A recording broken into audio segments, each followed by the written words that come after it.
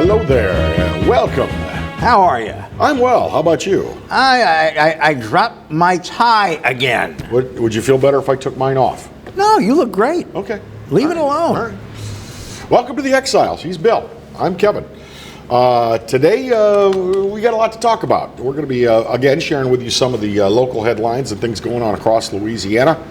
What will Louisiana look like under a Biden presidency, especially our flailing oil and gas industry? Well, and what will the largest metro area look like with a new mayor-president possibly, or continuing the current mayor-president? But first, something that I do every year around this time.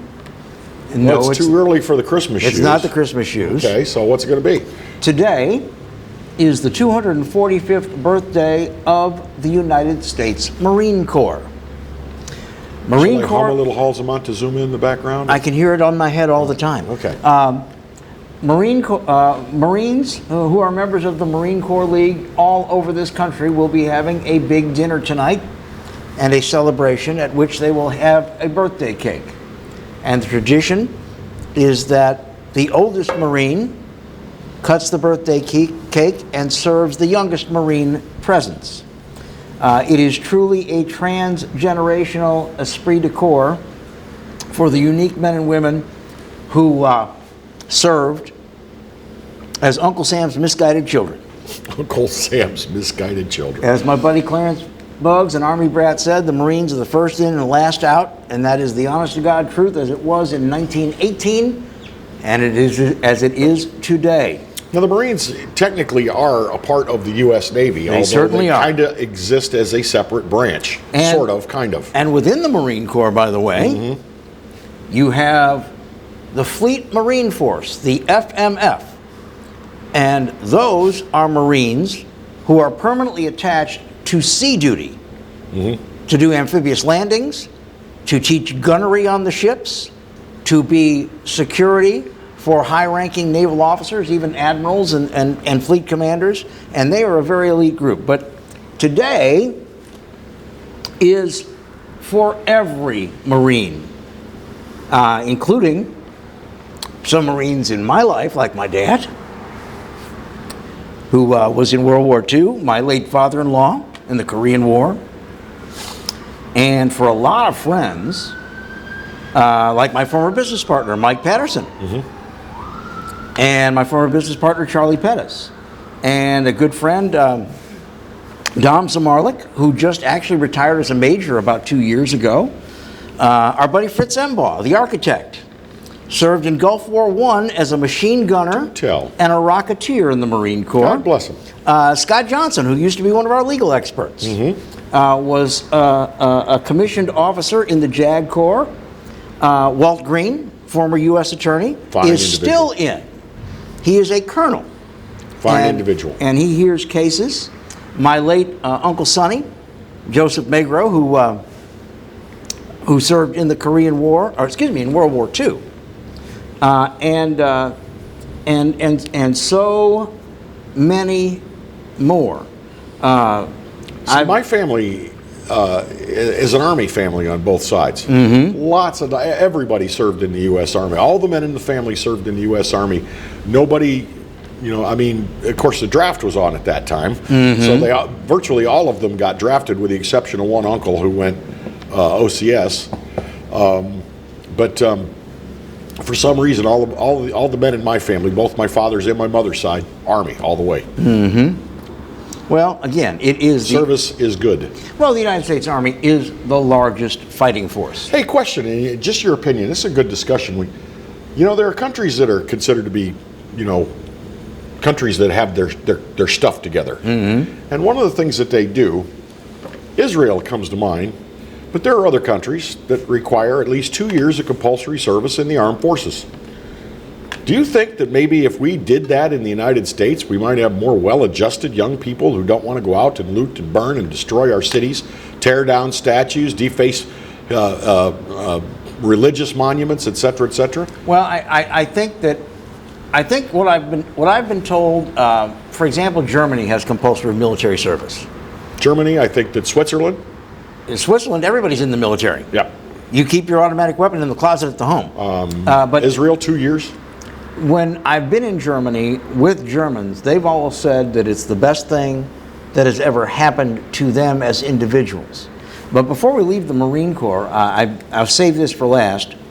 A good friend who is also a very loyal viewer and listener, James Cohen, who was a staff sergeant in the United States Marine Corps and served in combat in Vietnam. And then I got to know him when he was an airport police firefighter rescue specialist at Baton Rouge Airport. And I know Jim is recovering from cancer treatment, seems to be doing well, but he watches our Facebook Live broadcast every day and comments, and he watches this. So he is the final Marine that I want to wish Semper Fi. Have a good day, Marine. We'll be back in a moment.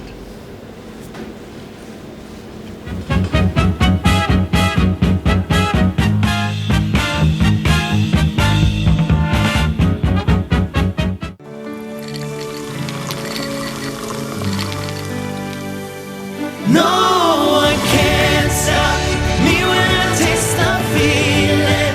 Nothing could ever bring me down. Nothing could ever bring me down. Taste the feeling.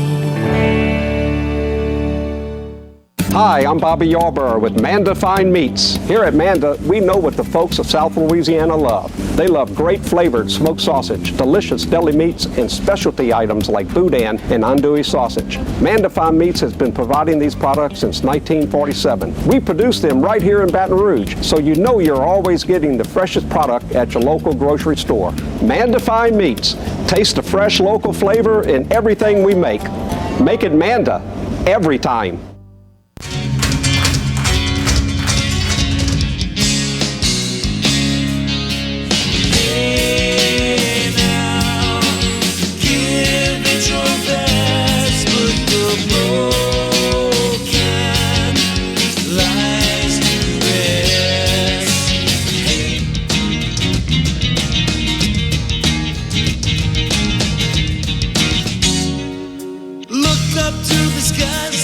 Desire in your eyes, but you can't keep it in your heart. 'Cause misery loves company. 'Cause misery loves company. Cold and hungry like a dog in the street. I get a raw deal every.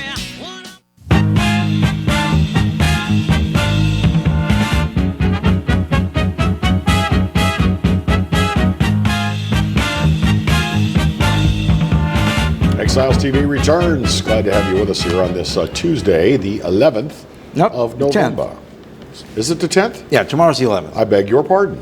See, I'm a day ahead. Don't get ahead of me Time here. change. Time change, man. It always messes with me. I have enough trouble knowing where I am. Don't get ahead of me. Okay. Who are you? So, are you worried at all about ETA? Or do you think ETA will lose all its steam by the time it makes it to the Gulf? Or, to the Gulf Coast? I am worried. We are becoming the Haiti of our area, where any storm at all will make some sort of a left turn so it can hit Haiti. Same thing with us. Every storm is going to get into that Gulf. As our friend Scotty Drake put it the other day with a picture of ETA's direction, he's like, well, cruising here. He's like, he's writing as if he is the storm. Cruising here, a little visit in Cuba, and then I'll head off to Florida. And woo, is that New Orleans off to the left? Yeah, and woo. Everybody seems to, and this storm, it's cone of uncertainty. It's still they have no idea what this thing is going to do. The spaghetti models take it everywhere. But the cone of uncertainty right now from the National Hurricane Center includes extreme southeast Louisiana and the city of New Orleans. Smart Money says somewhere in the central Gulf Coast, probably Mobile to points east Good night. Yep. And the other thing that we're reading about is that there appears to be a lot of dry air in between land and ETA.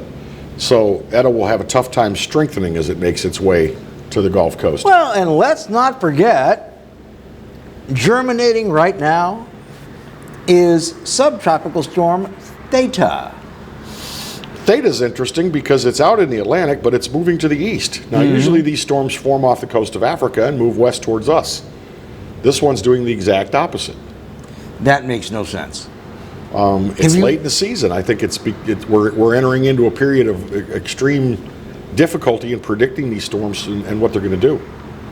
And way down there in the southern Caribbean, near South America, near the coast of South America, there's another low pressure system with a 50% chance of developing into some kind of a named storm. I'm not up on my Greek alphabet. What would that one be? What comes after Theta?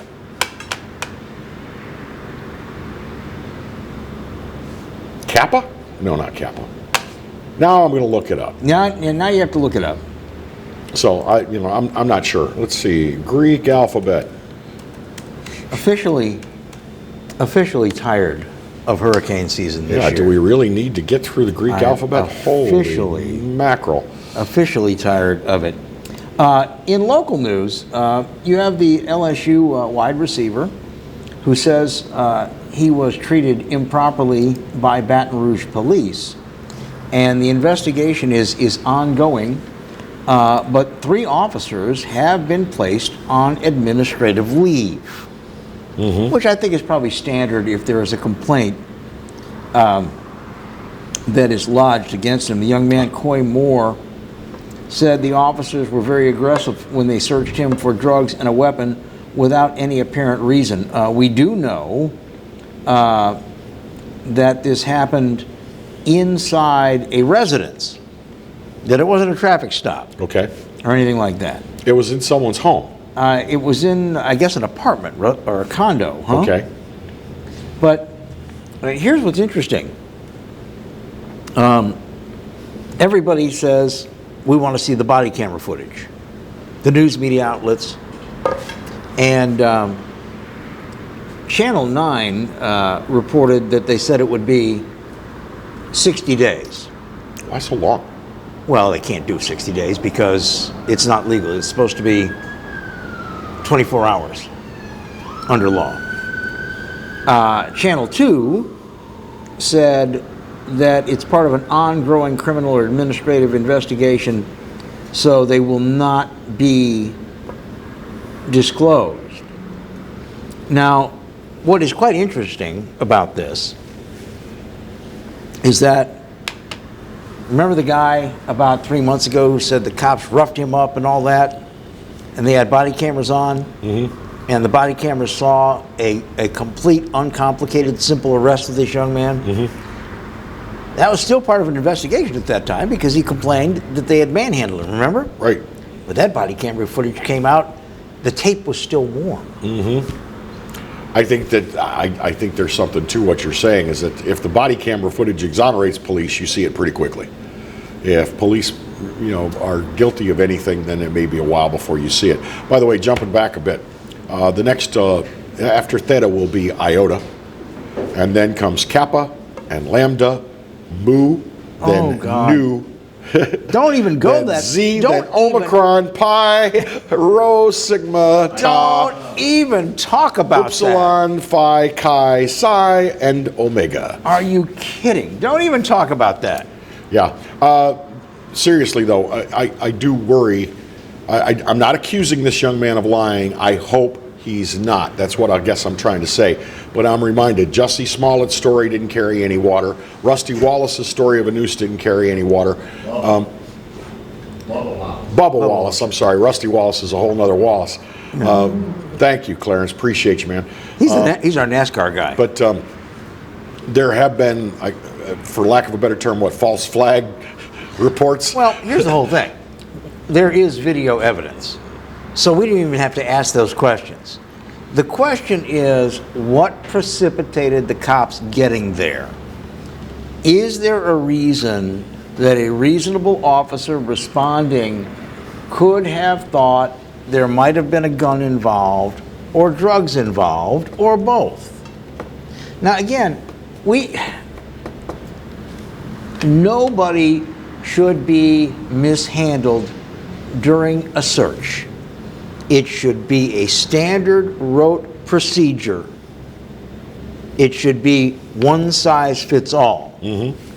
But now at the same time, we can't ask men and women to answer their radio, and all they know is what the operator, the dispatcher, is sending them that they got from the call. And if they got a man with a gun and drugs, even if that's a complete lie because somebody was trying to screw with this guy, they are going to come in differently. Looking for a gun and drugs. Exactly. So that's the whole thing. What we really need to know is we need to know the dispatch tapes. Yeah, what sent them there in the first place? What did they think they were walking into? And again, when you're not getting as much of the picture as you could be getting, because there is certainly audio tape of the dispatch, okay? And there is certainly the officer's body cam tapes. If you don't get that right away, a lot of people let their imaginations get the better of them. And they don't want to look at the entire picture. What they want to look at is, why aren't we seeing this? Because we know it exists. Now, if in 2 days we hear, oh, well, the officers forgot to turn their body cameras on again. Again. That's not good. And when I say again, I don't mean in Baton Rouge. In a lot of jurisdictions you hear that, oh, we forgot to turn our body camera on. I'm not saying in Baton Rouge. But if that's the reason we're not getting it, I think it's better that we know that sooner rather than later. Yep. For appearance's sake. Hey, we're going to take a break. When we come back, we're going to launch into today's discussion, and that is about the upcoming runoff in the race for mayor president. We're going to talk with one of the candidates who did not make the runoff, get his analysis of how this race is shaping up. He had particular concerns while he was running for mayor. Will his concerns for the city be addressed by the two candidates that are left in the race? Jordan Piazza is our guest when Exiles returns in just a moment.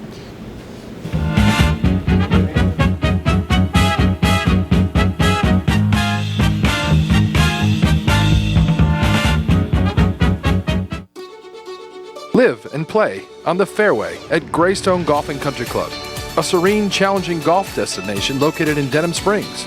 For tee times and membership opportunities, go to GreystoneCountryClub.com. From appetizers, pasta dishes, and entrees, La Contea takes pride in preparing all the Italian cuisine we know you love. Enjoy live music every Thursday through Saturday from 6 to 9, happy hour weekdays from 3 to 6, and brunch on Sundays from 11 to 2, as well as dinner portion-sized lunch specials for under $10. Visit our website to view our menu and book a party or meeting in our large banquet room. Once you try La Contea, your Italian dining will change forever.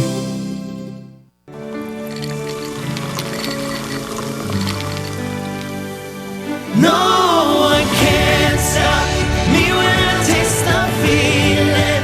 Nothing could ever bring me down. Nothing could ever bring me down.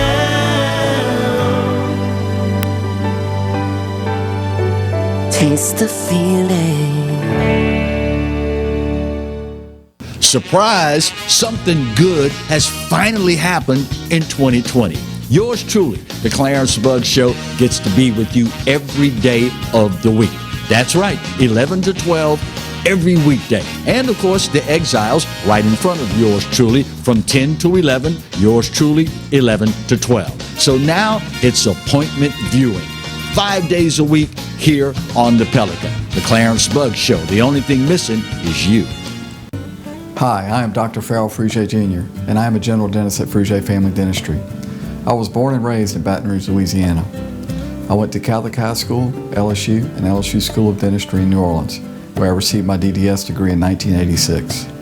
I always have and will continue to be committed to continuing my education, to invest in technology which makes the diagnosis and delivery of dentistry more thorough, more comfortable, and more aesthetically pleasing. In our practice, we are here to serve the patients. We want to improve their quality of life and to develop relationships with our patients. In dentistry, we have a chance to impact lives on a daily basis, not just by doing dentistry, but by getting to know them and being a part of their life. We also believe in giving back to our community. So every year, we give back to the Greater Baton Rouge Food Bank, Toys for Tots, and Mary Bird Perkins Cancer Center. Please stop by and visit our office. We would love to take care of you and your family. You could be driving. Right now, during the Team Honda Upgrade event, get a new 20 Accord Sport for just $309 a month with no money down, no first payment, and no security deposit. It's time to upgrade to your new Honda at Louisiana's #1 new car dealer, Team Honda on Segan Lane.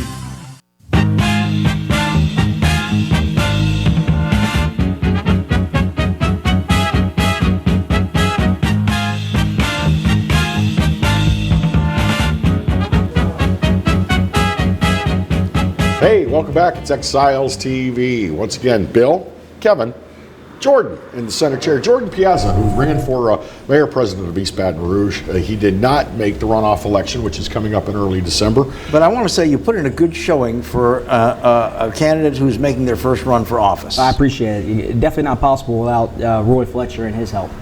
Well, we wanted to. Roy's a brilliant individual. We wanted to bring you on the show and just ask your impressions of where this thing is going from here. Going into the runoff, you've got Steve Carter, you've got Mayor President Sharon Weston Broome seeking a second term in office. How do you think it shapes up? You know, I'm not sure at this point. What I did afterwards, I looked at the 2016 primary and results and looked at this year's primary results, and I have some concerns for Steve. I'm optimistic for him, but I think I have to be realist at some point as well. And when you look at 2016 and you look at 2020, 2016 had 12 candidates versus 7 this year. Really 6, but Frank Smith was still on the ballot. In 2016 had less voters come out. However, that year, Bodie, the Republican that made the runoff, polled at 38%, 32%. I'm sorry. Mayor Broome polled at 38%, and so you still had Councilman Delgado on the ballot that year. You had Smokey Bourgeois, who's a former. So it's not like Matt this year is the key that the councilman that took it all away, because it was similar to what they got. But the difference was Bodie polled at 32 and Steve's at 20 this year, with Broome at 48, and so it's a much bigger gap with less candidates, more voters, and so as we all know, the turnout's going to be key. But it goes on both sides, and I worry about Steve's performance in the primary to see if it's going to translate to something in the runoff. I really do. Well, Steve came in late, and I think the performance indicated someone who got there a little after all y'all did. That being said, he's got a pretty good political machine. He does. The real question is he going to get hard endorsements from everybody else? Is he going to get a hard endorsement from Matt Watson? Is he going to get a hard endorsement from C. Denise Marcel? Is he going to get a hard endorsement from Jordan? Is he going to get? And that's a question for you, of course, which you can answer or not. And the Tara Wicker is still hanging. Yeah. Well, and I think we all know, and I've said this for a while, and I didn't want to say it much publicly on the campaign trail because I didn't want anyone to think that I was talking negatively. But we know Tara is in Carter's corner, and we know that she's going to be involved in, if he were to get elected, in his administration. And so how I always see it is it's essentially electing Tara because she's going to do all the work. I mean, while I like Steve, he's 78 years old, nice guy, he's done a lot, but I don't think he has the energy and enthusiasm that Tara is going to bring to the table. And so I say that because they could help him having Tara, because there are a lot of conservative folks that were supporting her. I mean, she raised a lot of money that Lane first. Grigsby gave her a ton of money. And Eddie Rasponing. And so it's possible. Tara, and so I think Tara is a factor that we can't take lightly. Now, as far as my endorsement and Denise Marcel and Matt, Steve and I called and congratulated him obviously afterwards. And told him if he wants to, he said he wanted to meet, and he actually called me on the way here, and I think we're gonna get together soon. So, I want to know more about, obviously I kept up, I knew where the mayor's at because we watched for 4 years. I need to kind of see where his platform's at and where he wants, and if he wants help. I don't know that he's looking for help, but I know he's meeting with Matt. I know he's gonna reach out to Denise. I know they're gonna reach out to everybody, and when you look at the different areas, one thing we talked about before that Steve said he was going to perform well in was the Bocage area where he lives in. He was going to win those precincts. And when you look at the precinct data, the mayor won those areas, and when you look at the voter data, and so. There's some unknowns out there, but we got to look at both. I think that the parish has to look at both candidates and figure out, is electing Steve effectively electing Tara, meaning it's just another Democrat in there. This is not as simple as a black-white race either, or a Democrat-Republican race. This is a parish and a city where we've got a strong population of white Democrats. So, Steve has an uphill climb here to convince people to come over to his side. Let's go back and look at the genesis of the Tara factor. Everybody knew Tara was running for mayor a year and a half ago. She was termed out on the council, and she had always been looking at running for mayor. And she got a lot of money from conservative Republicans, as we just pointed out, Eddie Rispone, Lane Grigsby, because they thought she could do a good job, and her district runs from Southern to LSU, and it is very, very split between wealthy and not so wealthy, between black, white, Republican, Democrat. But see, I think, and I am speaking about or for her right now, and it's just my opinion, but I admire Tara, and I've known her a very long time, and I think that she is highly motivated now because it was Mayor Broom's people that launched the legal inquiry that got her out of this race. They did that purposefully to get her out of this race because I think they were very, very afraid of how many votes Tara would get. And it would most likely have been a Broom Wicker, because this was before Steve Carter really got in. You were just in.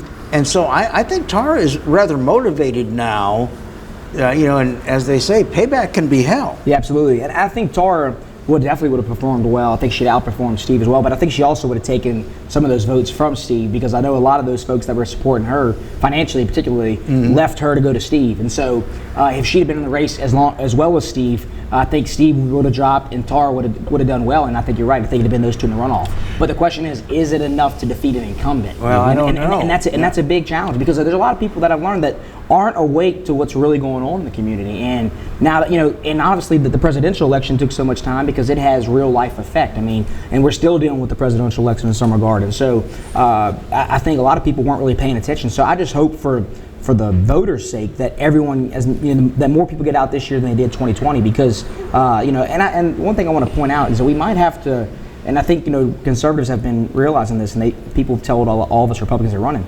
There might come a point where we have to not accept necessarily, but understand that there might be a Democratic leader forever, and how are we best going to work with those? And I think that's why Eddie Rispone, Lane Grigsby's and all endorsed the more conservative Democrat before she got out. That's very practical thinking. I have said as much myself, and I didn't mean it in any kind of a mean way. Yeah, I don't either. I just said, I've told people, I think Baton Rouge may have seen its last Republican mayor. Mayor president. It's just the changing face of the community. So with that, how do you go about working so that the conservatives and the liberals can work together to make some stuff happen? Jordan, I wanted to ask you, you had some specific things that you talked about in your ads. What are your concerns for how well those concerns will be handled by the two candidates left in the race? Well, I'm not hearing much from Steve right now. I don't know if I had seen any commercial or anything like that, but the mayor has obviously announced her budget that she had to present because it's come that time of year. And of course, I saw Steve say, "Oh, well, typical, it's runoff time." Of course, that's coming out, but I have to kind of give her credit in terms that it's time to, we shouldn't be given our budget the last 4 weeks anyway. So it's maybe ironic that the budget came this time, but it's due for the annual approval of the council. And the more time we give the council, the better they have to review. Is it ironic to you that a 3% pay raise for cops was found after you were the one who pointed out that the money's there to do it? Well, I don't care who gets credit for it, as long as it's happening. That's my most important thing. But these officers and first responders have been underpaid for a long time, under-resourced. And so what I believe is important, though, 3%, if it really comes to fruition and it's handled right, I think it said it could take it from where it's at now to 41,000. And I need to look at the math, because that's not the math we came up with, but because it's not exactly a $10,000 raise. But as long as the mayor's at the table right now, or Steve in that matter, as long as they're working consistently to really give the officers the resources they need in that regard, I'm happy. But we still got to address the fact. Look, since the race ended, there have been so many killings in the last week. I was going to ask and so about the that. crime. So I honestly think it's time for the mayor, and I'm speaking candidly because I didn't say this on the campaign trail because I didn't want to lead this way. But I think it's time for her to have a talk with the chief, because at the end of the day, you appoint, just like you appoint the CAO and you appoint these different officials, and they're supposed to lead your departments. I'm not blaming the chief for crime. Don't get me wrong, because it's criminals that are a problem. But I don't sense the leadership that we've got from Carl Dabney, we got from the previous chiefs that were before, we get from Sheriff Goodger, that we used to get from Mike Emerson and State Police, where he could bring a sense of calm and security and public safety. I don't get that from the chief. I get more of a just kind of not engaged feeling from him, and it worries me. I think that, how can I put this? I think we have a lot more speculative sociology now than we have actually in-your-face crime fighting. I don't know that it's playing well in the communities that are plagued by this violence, but I'll tell you what, there was a big wake-up call over the last 2 weeks. How many of these areas are now reporting their first shooting incident and forever, such as the Burbank area up tight and close to LSU, and places like that. And I think it's going to be very difficult for somebody who ran originally as the big problem here is this police chief is not sensitive to the community, so he's got to go. And I'm not saying it's just the police chief, and I'm not saying he's got to go. that, yeah. I'm just saying that I think some of his tactics aren't working, as you're saying, and I think we're relying heavily on data. And while we've got this $27 million data center, that's great, but it's not producing the results that we need to produce. And I don't know if it's because we're not using the data efficiently, or if we don't have the resources we need. So that's why I was saying we need 100 more officers on the street. So I hope that either candidate has a plan to put more officers on the street, because we've got to address this. And one thing I'll say real quick about the Burbank incident, because this is exactly what I've been saying for years, and this goes back to the mayor's office and needs to address with DPW.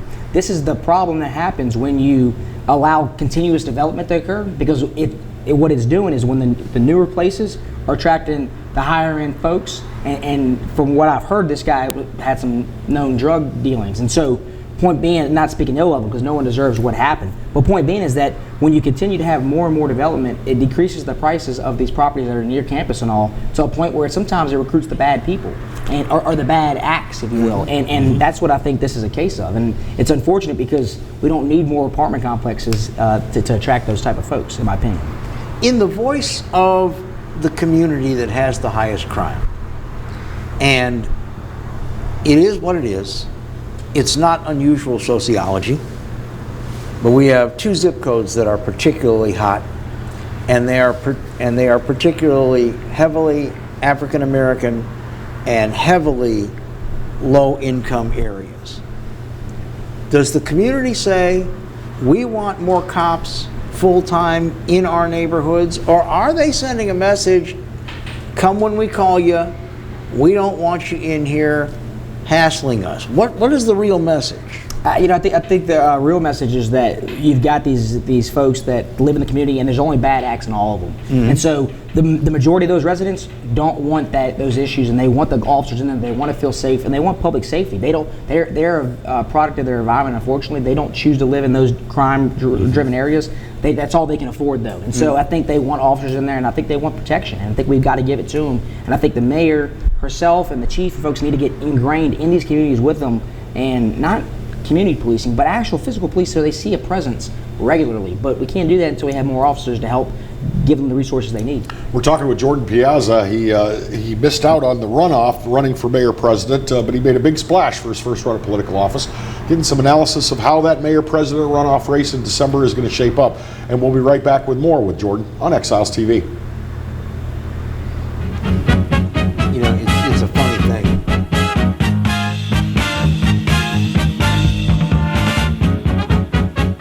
Bolello's Furniture and Appliances, your dependable independent. Depend on us for service, for selection, for price. Get huge Whirlpool savings. Shop now and save on Whirlpool appliances throughout the store. Plus, experience our price match guarantee and ask about special financing. You can depend on the know-how of people who live appliances every day. Bolello's Furniture and Appliances, your dependable independent with nationwide buying power. Hello, Hello guys, it's Debbie. It's time. I've got a brand new location. 10510 Airline Highway, Baton Rouge, next to After 5 Tuxedos. We have the perfect spot to get all your wedding and formal wear needs. Come see our one-of-a-kind name brand and get great prices. With 30 years experience, the best customer service anywhere. It's Debbie's Bridal, Airline Highway, Baton Rouge. See you soon. By all standards, he is a champion for consumers. Because of Public Service Commissioner Eric Scrametta, our utility rates are 35% less than the national average, the lowest in all of America. He saved ratepayers over $8 billion. Commissioner Scrametta brought us more reliable power plants and energy-efficient solar fields. Public Service Commissioner Eric Scrametta. Keep the commissioner who keeps our rates low. Hi, I'm Hurricane Betsy Barnes. And I'm Dr. Kay Siller with The Rocket Right Show. We are two busy blondes on the go showing off life in Louisiana. Watch us on Pelican Sports Network. And Talk 107.3 FM. Check local listings for times. I owed the IRS $10,000. The IRS garnished my wages. They put a lien on my house. I'm self-employed and didn't report all my income. They claim I owe a lot more than I do. The IRS is the most powerful collection agency in the world. They do not give up until you pay. I couldn't sleep. We were being audited. I called Tax Solutions Now, and a great big weight was lifted off my shoulders. I called Tax Solutions Now, and they got the IRS off my back. Tax Solutions Now had my wage garnishment lifted in 48 hours. Tax Solutions Now can get you help. Our agents know the rules, can stop the pain, and get you the best deal. Tax Solutions Now saved my business. I qualified for the Fresh Start program. I paid less than I owed. We connect you with a team of former IRS agents and tax professionals who get the IRS off your back. Time is running out. Call Tax Solutions now. Call 800-778-4345. 800-778-4345.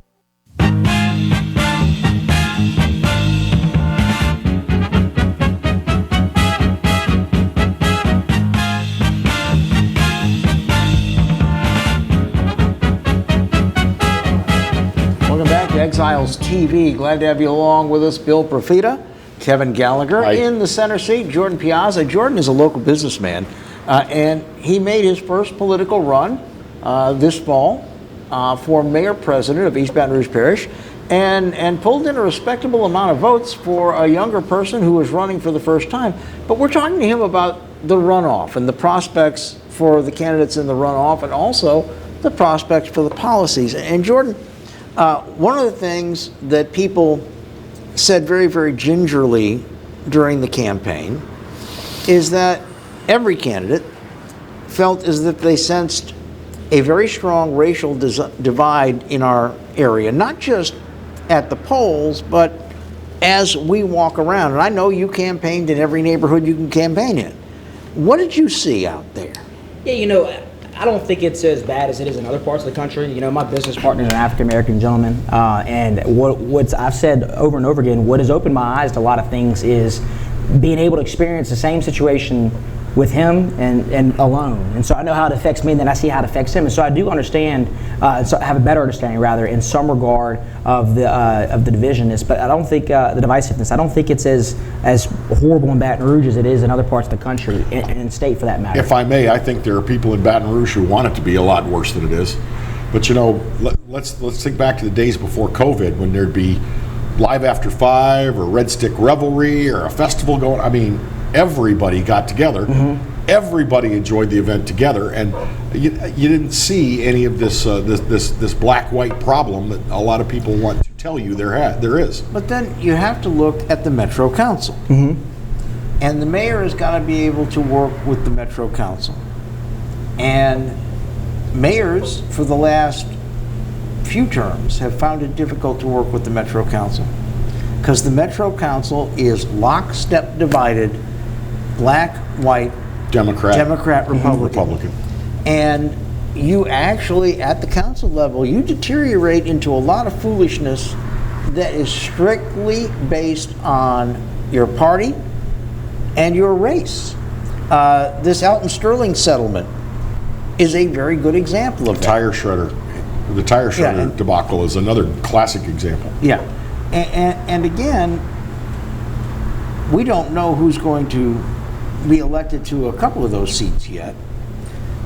But are we at the point where everybody needs to take a big, big step back and say, you all need to come,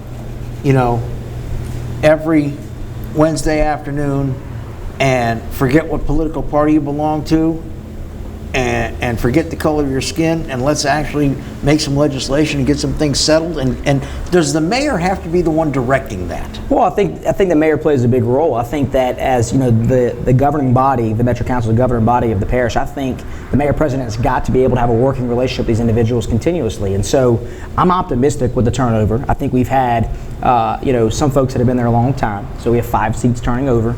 And I'm optimistic, even if it's the same party that's replacing it, that some new blood, new energy, because those folks were also there under the KIP administration. So now, Sharon inherited some of that tension that may have been there, and maybe added to it, maybe decreased it, whatever it may be.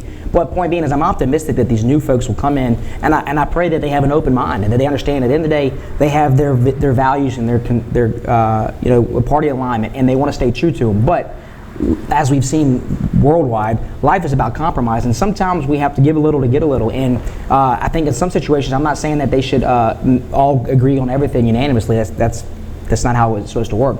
But I do think that we have to look at the parish as its entirety and as its whole, and what's better for everyone, and how we move forward and move past some of these long, lingering issues and really progress the parish. And I think the mayor president has got to be the one to really lead that. And I think, like I said, I think if she wins again, or if Carter gets in there, I think whoever's in the office has a much better chance with 5 new individuals and just kind of a new mentality of, hey, we are the future, if you will, because it's a new day, and we've got to do that. But they've got to work together, and the mayor president's got to have, whoever's in that role has got to have a relationship with those folks, because they are the governing body, and you want to be able to call on them, not just the folks on your party line, but you want to call on everyone, and they want to be able to call on you, and when they need things done, and they have to, so in a perfect world, how all of us residents would review it is that they're all working together, and then if they have disagreements behind closed doors, that's how professionalism is supposed to work. And so that would be great to see, and I hope we can move towards but I think the mayor president's got to give each councilman more time, and I'm sure the schedules, and that's what I propose. One thing I propose is monthly meetings with each councilman in their district, with the head of DPW, head of different folks, to address their issues, and then have accountability measures to ensure that their wants and their desires are being heard, because your issues are different from his issues and they're different from my issues. Strangely, what we're told by a lot of members of the council is that it goes exactly the opposite. The differences of opinion happen in public, and then behind closed doors, off the record, they get along rather well. Mm-hmm. I think it's a power struggle. It's really odd. It's like you guys could get along after the meeting. Why all this political theater? Well, and I think some of that might be, and just real quick, I think some of it's probably, again, these folks are tenured. They were there for going on 12 years. The mayor's our first term, so it's, well, I'm more experienced in this role than you are, and I'm just assuming here. So that's why I'm optimistic, again, getting a new, fresh slate. We can all say, let's put all our 10 years aside and let's really work for the parish. And look, we got the part of being on different parties. Understand you're never going to agree. There's some values and issues that you're never going to agree on.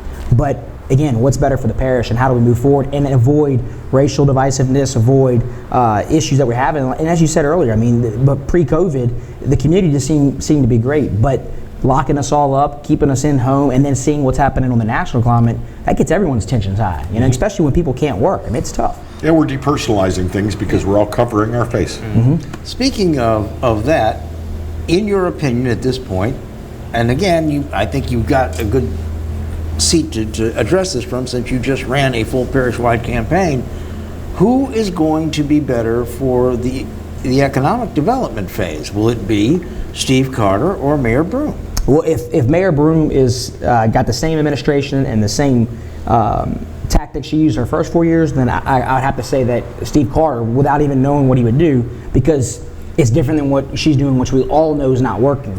But I think it's probably awoken her and to all this, the challengers, and seeing and hearing all these different issues being brought to light.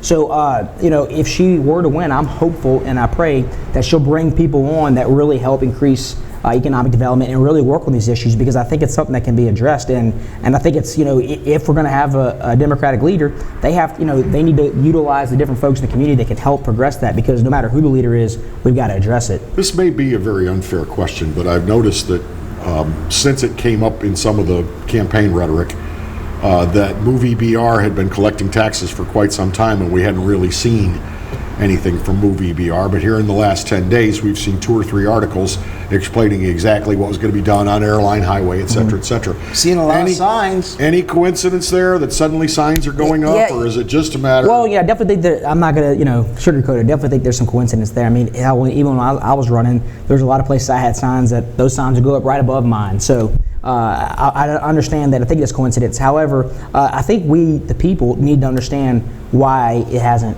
begun. And I don't have the answer, but I think there's other, funding is not an issue. Now, COVID could be a big problem with this. Maybe COVID's presented some challenges with funding and it's not all there, but the taxes, it's a very complex issue. I just think that the mayor president should get ahead of it and DPW about it and put a timeline out. Well, here's where things are going to go and here's why they're delayed. And I mean, I think folks get confused too. You see like a Acadian Thruway right where I live. That's considered a state highway and the state's maintaining it. It's taking them forever and they're still nowhere near done on repaving that. And there's cones everywhere, but there's no one out there working.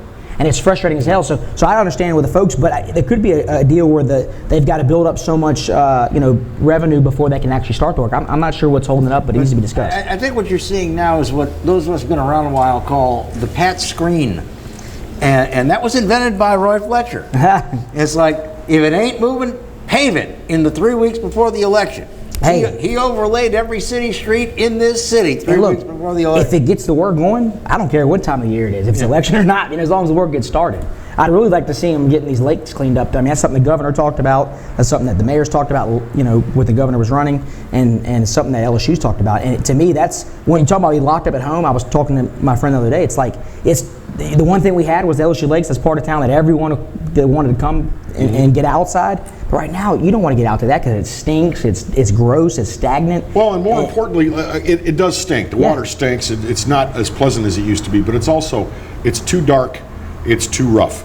It's not anything that I'm going to use. My days of jogging along the lakeside are behind me, but you have days of jogging along the lakeside? Actually, but it should be a safer place to go if that's where you're going to go for your exercise. Absolutely. There's not enough lighting. The paths are inadequate. They need to flesh that out and make it into a real facility that people will actually want to use. I agree. Our time is running a little short, so 2 questions. I think I know the answer to the first one is, are you going to endorse someone in this race?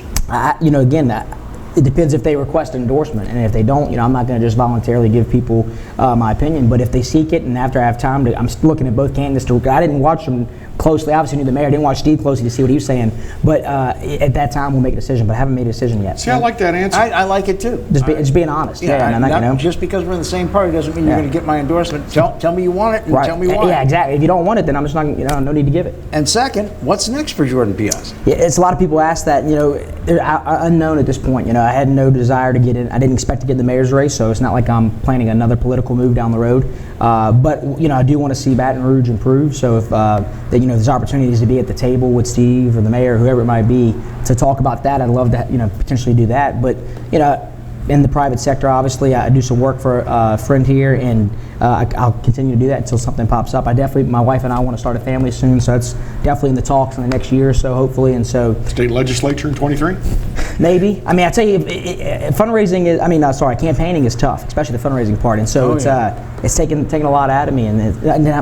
Look, that's why I said I wanted to do it while I was young and energetic. But I only want to do something if I can be impactful. And if I can't be impactful, and like you said, if I can help drive some discussion, which the police department raised, it happened. And so it's like, if I can help be part of some solution, then it's a win. So it just depends on what comes up. Jordan, we appreciate your time. We're going to invite you back. Anytime. As we get a little deeper into this, and we always appreciate you taking time with us, and we wish you good luck in all of your endeavors. Well, I appreciate y'all having me, and it's a pleasure to be here. Thank you. Visit Uncle Laurel's. That's right. We'll be back in a moment on Exiles TV. Yeah. Socially distant.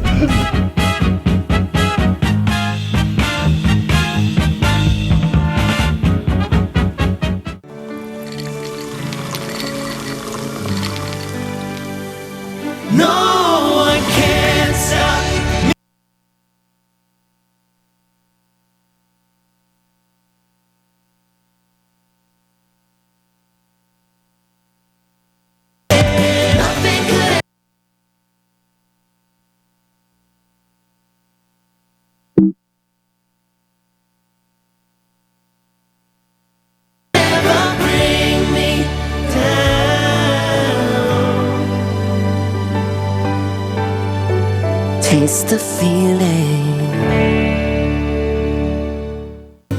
Hi, I am Dr. Farrell Frugier Jr., and I am a general dentist at Frugier Family Dentistry. I was born and raised in Baton Rouge, Louisiana. I went to Catholic High School, LSU, and LSU School of Dentistry in New Orleans, where I received my DDS degree in 1986. I always have and will continue to be committed to continuing my education, to invest in technology which makes the diagnosis and delivery of dentistry more thorough, more comfortable, and more aesthetically pleasing.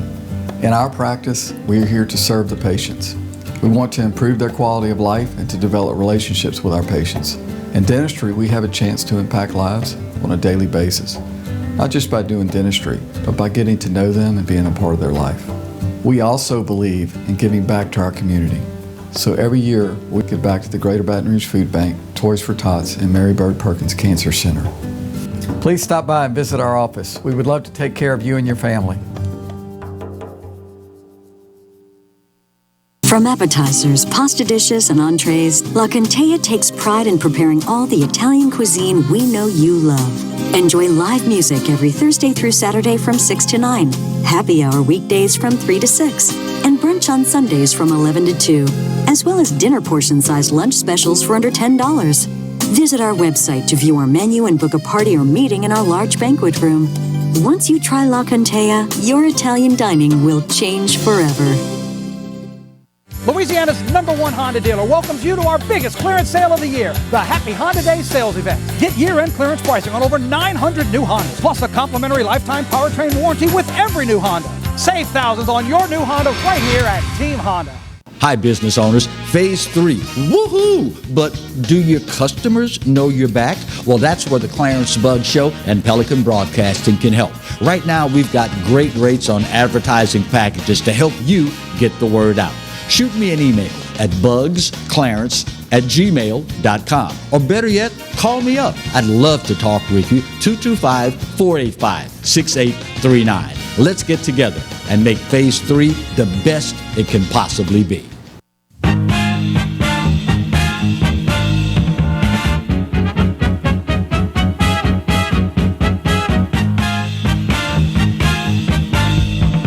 I'm teasing with you. Hey, how are you? Welcome back to Exiles TV. Always interesting talking to Jordan Piazza, very energetic young man. And he earnestly cares, and I think that's to his credit. And I sincerely mean this. I hope that he doesn't give up on public life. I think he can be of great service to us down the road. And of course, he's got his whole life ahead of him. So. We reached out, by the way, to other candidates who did not make the runoff, and we're hoping to get several more of them on for their impressions. And we are reaching out to both the mayor and to Representative Carter to come on at some point before the runoff election date. Question, do you think that there'll be a one-on-one debate between these two candidates before the runoff election?